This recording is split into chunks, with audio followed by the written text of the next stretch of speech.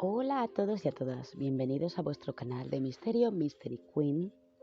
Hoy quiero hablaros de un caso impactante que sucedió en Reino Unido. Descubrí este caso leyendo un libro maravilloso y este me impulsó a investigarlo. Y he creído que esta historia tiene que ser oída. En honor a todas las víctimas que han hablado y también para las que no han podido hablar. Se trata de un caso de un hospital psiquiátrico en el que se abusó, drogó y traumatizó a niños y a jóvenes, especialmente entre los años 60 y 70, por un doctor llamado Milner. Una de las supervivientes de este lugar es Barbara O'Hare, quien ha escrito un libro en primera persona contando todos los horrores que sufrió en Aston Hall en su libro The Hospital. Pero empecemos por el principio.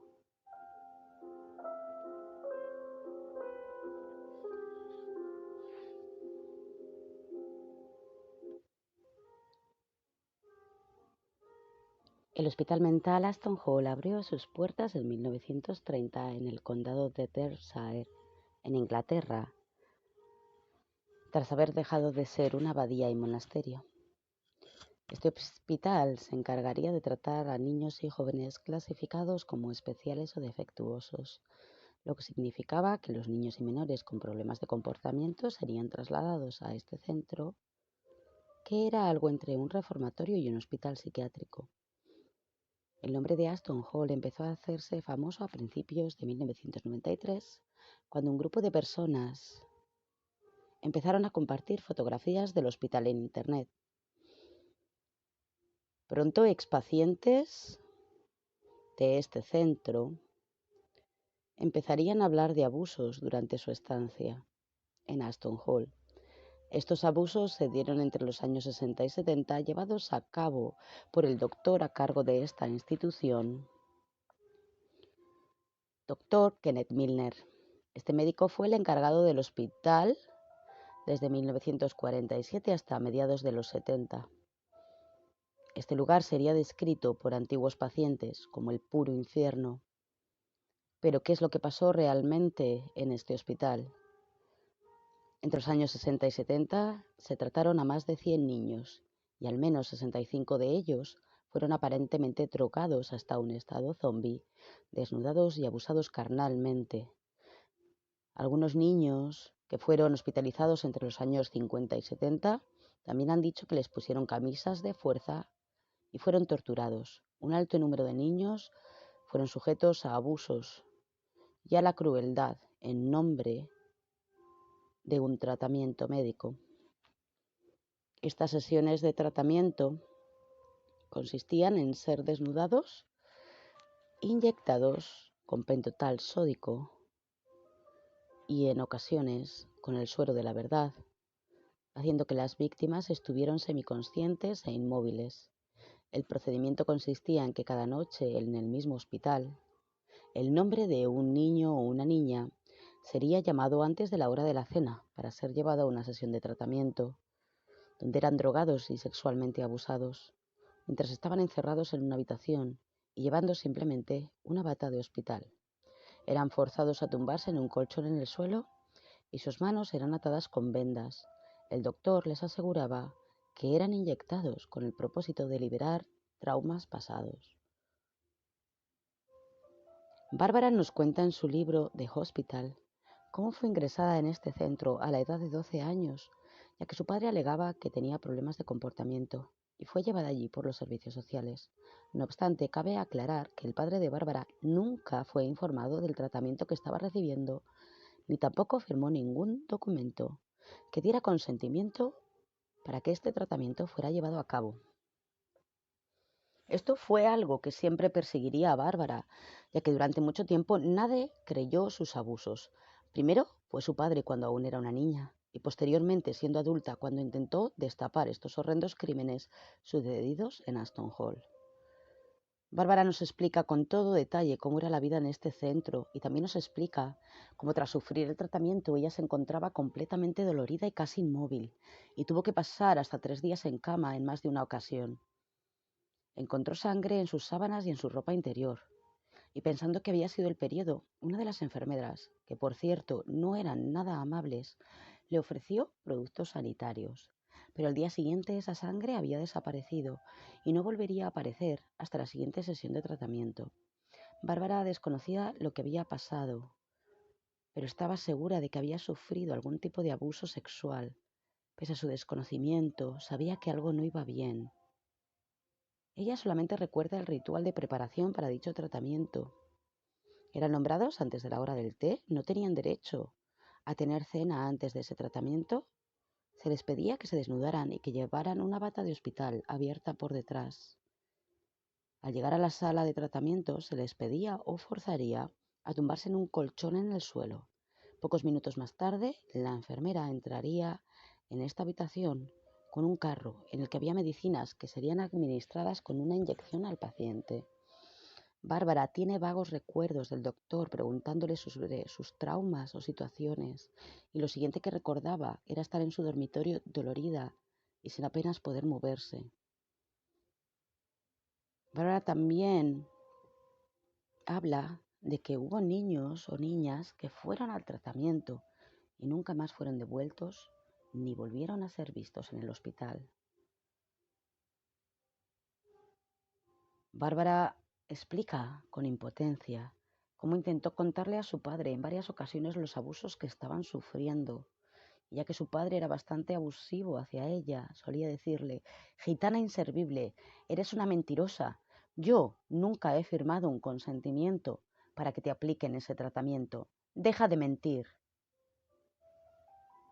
Pero todo esto cambiaría cuando en una salida del hospital ella lo mencionó en frente de la nueva pareja de su padre.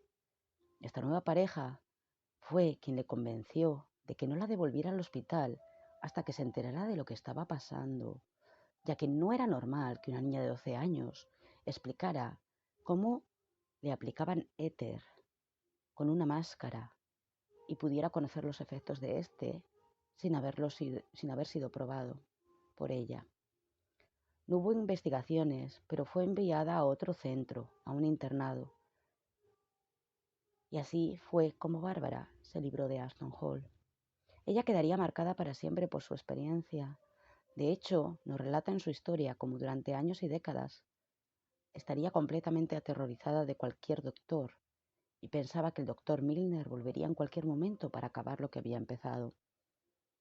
A partir de los años 90, ella comenzó una lucha para dar a conocer lo que había sucedido en Ashton Hall, tras haber caído en una grave depresión. Sería una ardua batalla, ya que en principio ni el propio hospital ni su médico de cabecera realmente creían lo que ella estaba contando. De hecho, descubrió que no había constancia en sus registros médicos de su estancia en Ashton Hall, pese a haber pasado allí 8 meses de su vida. Su dura batalla para llegar a la verdad llegó a desfallecer, pero todo cambiaría cuando, navegando por internet, encontró un comentario de alguien que decía haber sufrido abusos en Ashton Hall, y en ese momento decidió contactar con ella. Bárbara en ese momento había llegado incluso a dudar de sí misma, pero al contrastar sus recuerdos con la otra víctima y además al conocer que había una tercera víctima, las tres se propusieron denunciar y buscar justicia por todas las víctimas de Ashton Hall. Pese a querer contactar con la prensa o con el Sistema Nacional de Salud de Inglaterra, Bárbara no lo tuvo fácil y siempre recibía un rotundo no como respuesta. Pero con el paso del tiempo, un periodista se puso en contacto con ella, dispuesto a escucharla, y fue quien le dio voz por primera vez, publicando este caso en los medios. Aquí empezaría la lucha por probar que sus vivencias eran ciertas y por fin debían de ser gritadas al viento.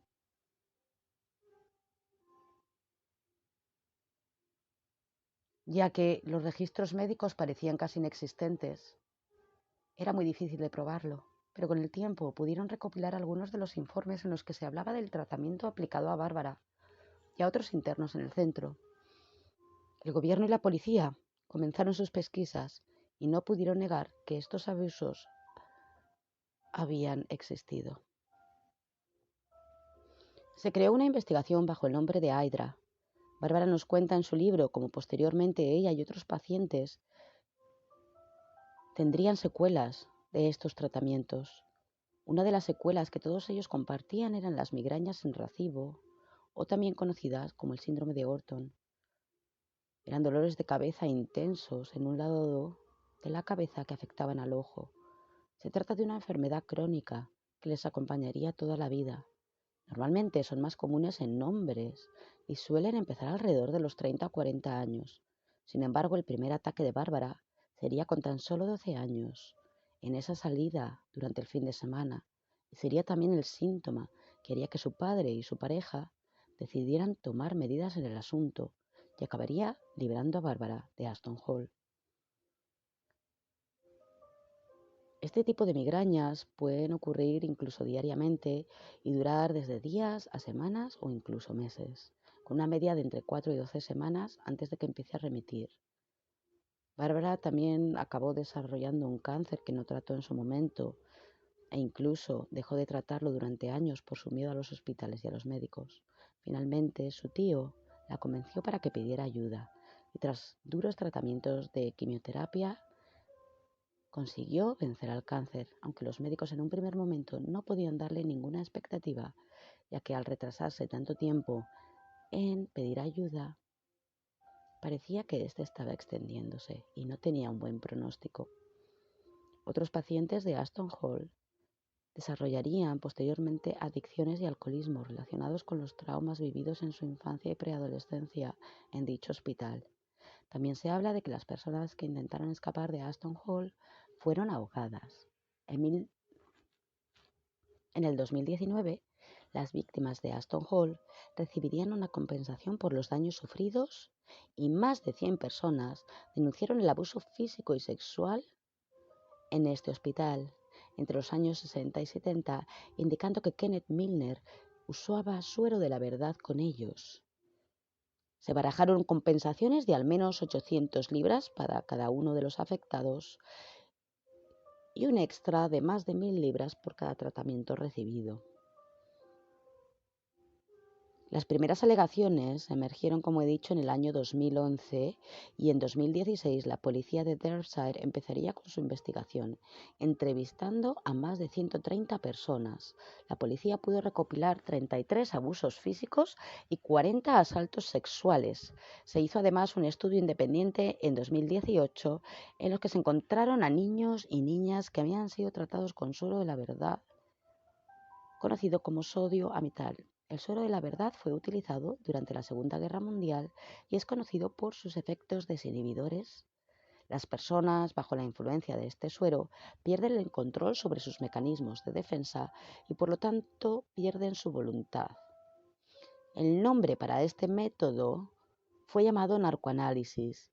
Durante la guerra, esta droga fue utilizada como un tratamiento de emergencia para los soldados que entraban en shock.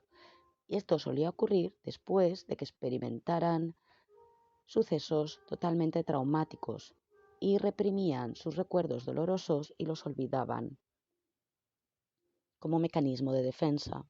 El problema es que estos recuerdos dolorosos volvían como parálisis parciales o totales y trastornos emocionales que impedían que los soldados pudieran ser funcionales. El uso de este suero les ayudaría a hablar y a recordar esos eventos traumáticos, en orden de ayudarles a sanar y recuperar la normalidad. El uso de este suero, no obstante, nunca fue aprobado para su uso en niños, al igual que el uso de las camisas de fuerza nunca fue aprobado en una de las prácticas estándar de este hospital. Sin embargo, el uso del suero de la verdad era sistemático en Aston Hall. Una de las pacientes empezó a tener recuerdos de haber sido abusada por su padre antes de ingresar en el hospital. Cuando lo contrastó con su familia, descubrieron que eso nunca había ocurrido y sospecharon que había sido un recuerdo fabricado por Milner con la intención de ocultar sus abusos a esta paciente.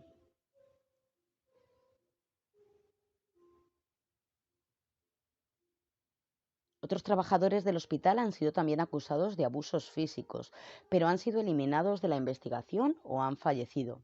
Algunos de ellos ni siquiera han podido ser identificados. El abogado de más de 50 víctimas Afirmó: tristemente, en este tiempo no había medidas para la protección de los niños que pudieran evitar que esto sucediera. Incluso siendo un colectivo totalmente vulnerable, cuando estos niños alzaron su voz, nadie quiso creerlos. Sin embargo, gracias a quienes han sobrevivido y han encontrado el coraje para alzar su voz, ahora recibirán la justicia que se merecen. El Departamento de Salud y Servicios Sociales afirmó: este es un caso importante para todos aquellos que han sido víctimas de estos terribles eventos y esperamos que todas las denuncias puedan ser resueltas con la mayor brevedad. Este hospital acabó cerrando y el edificio fue destruido, aunque aún se desconocen las causas de dicha decisión.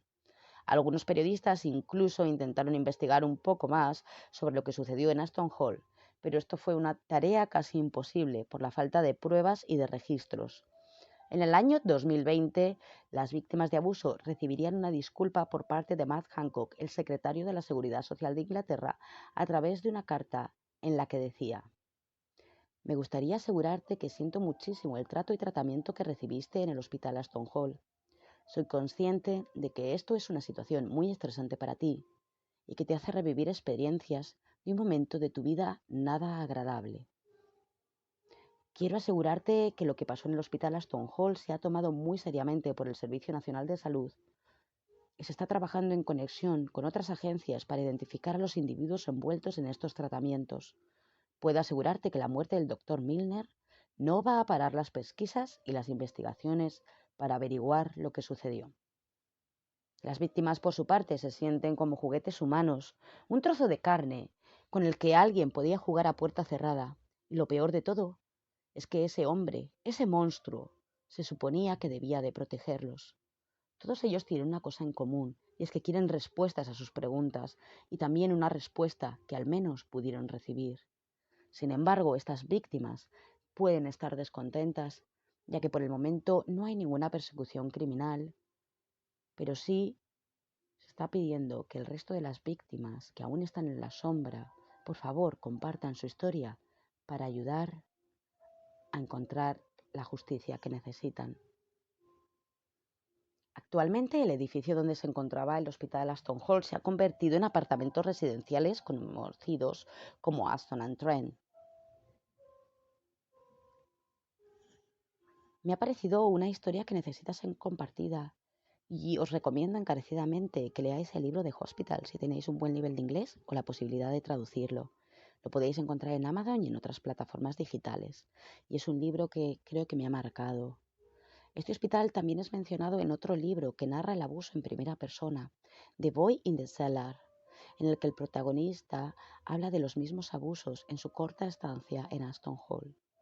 Personalmente creo que es otra gran obra maestra de este género literario, ya que aunque no lo creáis, hay todo un género literario de supervivientes de abuso. Cambiando un poco de tema, como he dicho, ahora este hospital se ha convertido en un bloque de apartamentos residenciales. ¿Viviríais en un lugar así conociendo su historia?